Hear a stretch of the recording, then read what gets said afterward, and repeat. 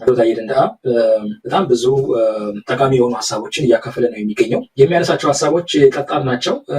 አይ ቲንክ አሁን ወቅቱን የሚመጥኑ ናቸው። ምክንያቱም ስርዓቱን እንደኛ በሩቁ ሳይሆን ቀርቦ ውስጥ ሆኖ በደንብ አይቶ አካሄዱን ተረድቶ የሚጽፋቸው በመሆኑ እንደዚሁ በስርዓት ውስጥ ተዋናይ የሆኑ ኃይሎችንም በቅርበት የሚያውቃቸው በመሆኑ የሚያነሳቸው ነገሮች በሙሉ አሳማኝ ሆነው አገኛቸዋለሁኝ።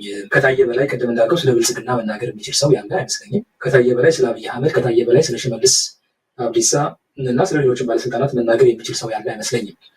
ባለስልጣን ሆኖ በቆየባቸው ጊዜዎች በምክር ቤት አባልነቱም በተለያዩ ስብሰባዎች ላይ ስለሚገኝ ማን ምን እንደሚያስብ ጠንቅቆ ያውቃል ብዬ ስለማምን አሁን ላይ ኢትዮጵያ ውስጥ ግጭቶችን ለመቀስቀስ በተለያዩ መንገዶች የሚደረገው ጥረት፣ ህዝብን በህዝብ ለመከፋፈል እና ስልጣንን ለማስጠበቅ የሚደረገውን ሙከራ በሙሉ ጠንቅቆ ስለሚያውቅ እነዚህን ነገሮች አንድ በአንድ እያጋለጠ እንደሚገኝ እረዳለሁ። የዛሬው ጽሁፉም በዚሁ ላይ ትኩረት ያደረገ ነው። ታዬ ሁለት ኢትዮጵያ ውስጥ አሁን ያለው አገዛዝ የአብይ አህመድ አገዛዝ ወይም የአብይና የሽመልስ አገዛዝ ሁለት የቁማር ጨዋታዎችን በግልጽና በስውር ያካሂዳል ብሎ ይናገራል። አንደኛው ለአንዱ ወገን የወገነ መስሎ ሌላውን ወገን ይሳደባል። እገሌ የሚባል ብሔር፣ ሃይማኖት ወይም አካባቢ ጠላት ነው እያለ ወንድማማቾችን ከፋፍሎ ለማቃቃር ይጥራል። ይሄን የሚያደርጉት የአብይና የሽመልስ ኃይሎች ናቸው። አንዱ ሊለማ ሌላው መጥፋት አለበት እያለ ይተርካል። ሰው ማለት ኦሮሚያ እንዲለማ ወይ አማራ መጥፋት ወይ በተቃራኒ መንገድ እንዲህ አይነት ስብከቶችን ይሰብካል። ለገሌ ጥቅም ስንል እገሌን አታለል ነው ይላል። እንግዲህ ይሄ ደግሞ ለሽመልስ አብዲሳ ኮንፊውዥን ኮንፊውዥን ያሉትን ነው የሚያስታውሰው። ለኦሮሞ ጥቅም ስንል አማራዎችን አታለልን አይነት ንግግር ይናገራሉ ማለት ነው። ያው ቃል በቃል ባይለውም ግን ይሄንን ያለው ሽመልስ ስለሆነ ማንን ሪፈር እንደሚያደርግ ማንን ለመጠቆም እንደተፈለገ ግልጽ ነው። ከፈለገም ባንዲራ ሰቅሎ እያወረደ አጀንዳ ይፈጥራል። በአዲስ አበባ ትምህርት ቤቶች ውስጥ የኦሮሞ ባንዲራ መሰቀሉን ለማመልከት የተጠቀመበት ነው። የሚል ለሽመልስ ሴራ ነው። ከመቶ ዓመታት በፊት ለሞቱት ወገኖች እያስለቀሰ ዛሬ ሚሊዮኖችን እልቂት ይደብቃል። ይህን የሚለው ታየ ነው። ከዛሬ 100 ዓመት በፊት ሚኒሊክ እንዲያደረገ ሚኒሊክ ቆረጠ፣ ሚኒሊክ ይሄን ያልገደለ ምናምን ይባላል። በየጊዜው እነ ሽመልስ አብዲሳ መድረክ በያዙ ቁጥር የሚያነሱት ስለ ሚኒሊክ ነው። ከመቶ ዓመት በፊት ተፈጸመም አልተፈጸመም ነው በተጨባጭ ማስረጃ በማታቀርብበትን ጉዳይ አጀንዳ እያደረግ ህዝብን እያስለቀስክ ዛሬ ላይ በሚሊዮኖች የሚቆጠሩ ዜጎች በረሃብና በሞት እያለቁ ያንን ለመደበቅ ይጠቀምበታል። እነ ሚኒሊክ የሚነሱት ዋናው ዛሬ የሚፈጽሙት ወንጀል ለመደበቅ ያለት ነው። ይህ ነው የሚለን ታዬ። ትናንትን ደጋግሞ እያወሳ ዛሬንና ነገን ያስረሳል። ኤግዛክትሊ ዛሬና እየተፈጸሙ ያሉ ወንጀሎችን በትናንትና ታሪክ ለመሸፈን ነው የሚሞክረው። ይህ ሁሉ አንድነትን በማዳከም ከፋፍሎ ለመግዛት ነው የሚያደርገው ይላል ታዬ። አንድ ሆነን ስለ ኢትዮጵያ እንዳናስብ እርስ በርስ ከፋፍሎ አማራ፣ ኦሮሞ ምናምን እያለ እንዲከፋፍለን የሚጠቀምበት ስልት እንደሆነ ነው በደንብ የምናየው። ያው ኢትዮጵያ ስልት ነው የቀጠለው። በተጨባጭ ደግሞ ሁሉም ዜጎች ህይወት፣ መብትና ሀብት በተጨባጭ ደግሞ በሁሉም ዜጎች ህይወት፣ መብትና ሀብት ላይ ይቆምራል። ሁኔታውን ከርቀት ለሚሰማውና ለሚመለከተው ግን እውነት ይመስለዋል። ስለዚህ በኑሮ ውድነት፣ በሰላም እጦት፣ በፍትህ መዛባትና በሌብነት በጋራ የሚሰቃየው ወገን በሃይማኖት፣ በብሔር ወይም በአካባቢ ምክንያት ይከፋፈላል። በጋራ የሚያሰቃየውን ዘንግቶ ያለአግባብ እርስ በርሱ ይጣላል።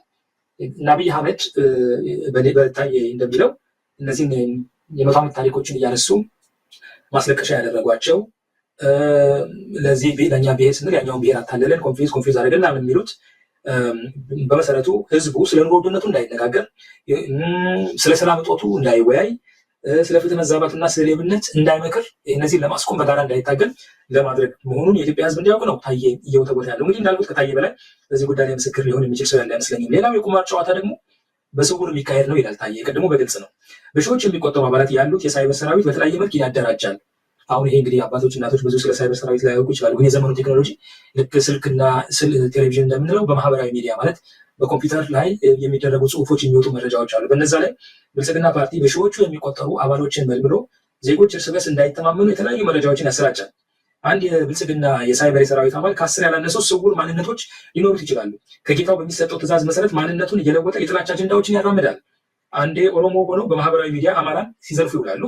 ወዲያው ደግሞ አማራ በመምሰል ኦሮሞን የሚያናድድ ምላሽ ይሰጣሉ። በትግራዋይና በአማራ፣ በአፋርና በሶማሌ፣ በጋሞና በወላይታ፣ በክርስቲያንና በሙስሊም፣ በጎጃምና በጎንደር፣ በአድዋና በራያ፣ በሸዋና በወለጋ ወይም በፕሮቴስታንትና በኦርቶዶክስ መካከል ተመሳሳይ ስራ ይሰራሉ ይላል። አንድ ማህበረሰብ በውስጡ እስከ ቀበሌ መከፋፈላቸው አንሶ ከሌሎች ጋር ያጣሉታል። ከአንድ ቋት የሚከፈላቸው የሳይበር ሰራዊት አባላት በየቀኑ የጥላቻ አጀንዳ ሲነዙ ይውሉና ማታ እየተሳሳቁ አብረው ሲጨፍሩ ያመሻሉ። እነዚህ ገንዘብ እንደሚከፈላቸው ከታየ በላይ መቼም የሚያውቅ ሰው ያለ አይመስለኝም። አሁን ማህበራዊ ሚዲያውን የሚጎበኝ ማንኛውም ሰው ጎጃምና ጎንደር ተፋጨ እያለ ይላል። ግን ጎጃምና ጎንደርን እንደተጣሉ አድርጎ እያቀረበ ያለው ይኸው የብልጽግና የሳይበር ሰራዊት ነው። ጎጃምን አንድ ነገር ይላል፣ ጎንደርን አንድ ነገር ይላል። ሰው ጎጃምና ጎንደር አይዋደዱም ተባሉ ይላል። ግን ጎጃምና ጎንደር አንድ ህዝቦች ናቸው፣ አንድ ግንድ ናቸው።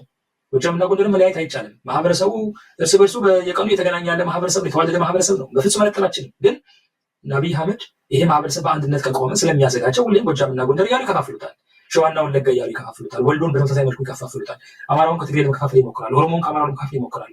ለምን? ይሄ ማህበረሰብ በአንድ ሆኖ ድምፁን ካሰማ በስልጣን ላይ መቆየት እንደማይችሉ ያውቁታል። ስለዚህ በጣም በርካታ ብዙ ገንዘብ የሚከፍሏቸውን ከድሃው አፍ እየነጠቁ የሚከፍሏቸው የሳይበር ሰራዊት አባላት ማህበራዊ ሚዲያ ላይ አሰማርተው በየቀኑ የሐሰት ትርክቶችን በመልቀቅ ማህበረሰቡ እርስ በርሱ እየተከፋፈለ አንድነት እንዳይኖር በአንድነት እንዳይነሳ መብቱ እንዳይቆም እያደረጉት እንደሆነ ነው ታዬ እየነገረን ያለው።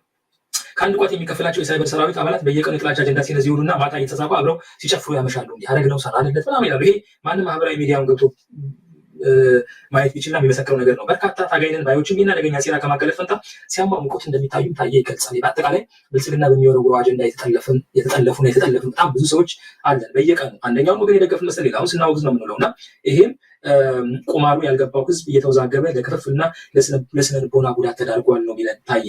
ቁማርተኛው በስሜታችን የተጫወተ እኛኑ በእኛ እያጠቃና እያዳከመ ዛሬ ያደርሷል ይላል ታዬ። ይህን መረዳት የቁማር ካርዶቹ በቀላሉ ያመክናል።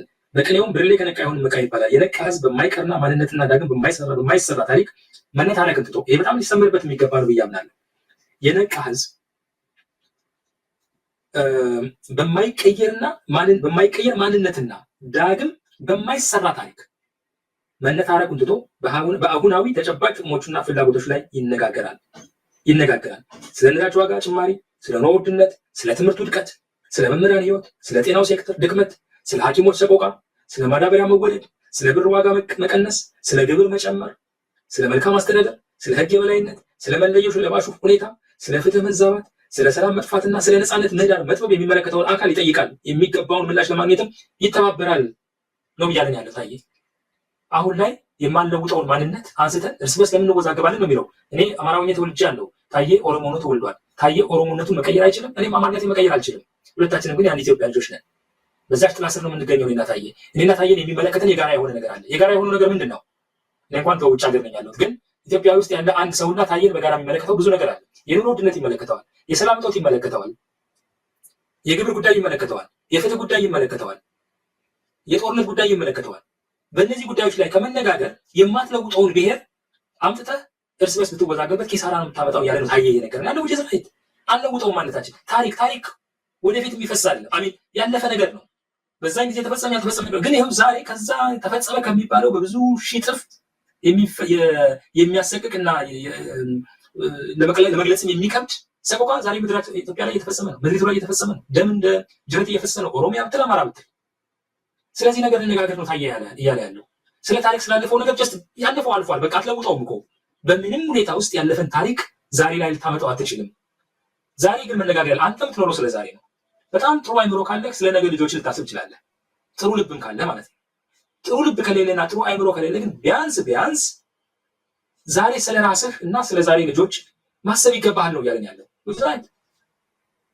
እንዴ ይሄ ሁሉ በታሪክ የሚወዛገበው ኢትዮጵያዊ፣ ይሄ ሁሉ በብሔር ማለት የሚወዛገበው ኢትዮጵያዊ ስለ ዛሬ ሁኔታ ተጨንቆ በአንድነት ቢታገል እኮ ህዝባችን አሁን ከገባበት የችግር አረንቋ በብዙ ፐርሰንት መውጣት ይችላል ብዬ አምናለሁ። ስለዚህ ታዬ እነዚህን መልዕክቶች እያስተላለፈልን ነው። መጨረሻ ላይ የሃይማኖት የብሔርና የአካባቢ ልዩነት ተፈጥሯዊ የዓለም ጉዳይ እንጂ የኢትዮጵያ ብቻ አይደለም።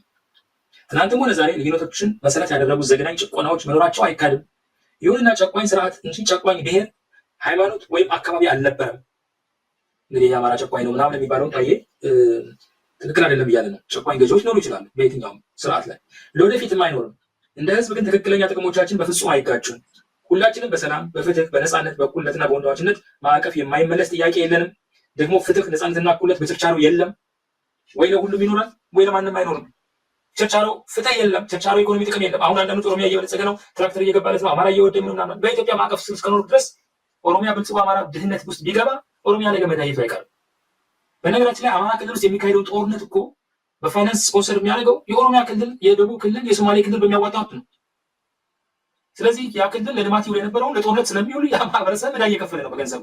የአማራ ህዝብ በልጆቹ በህይወት ዕዳ እየከፈለ ነው፣ በኢኮኖሚ ዕዳ እየከፈለ ነው። ግን ሌላው አካባቢ በተመሳሳይ መልኩ ልጆቹን በመስጠት ዕዳ እየከፈለ ነው፣ ዋጋ እየከፈለ ነው። ሀብቱን ለጦርነት ለማዋል ዋጋ እየከፈለ ነው። ስለዚህ ኦሮሚያ ላይ ትራክተር ብታደርግ ኦሮሚያ በለጸገ እንዳይመስልህ።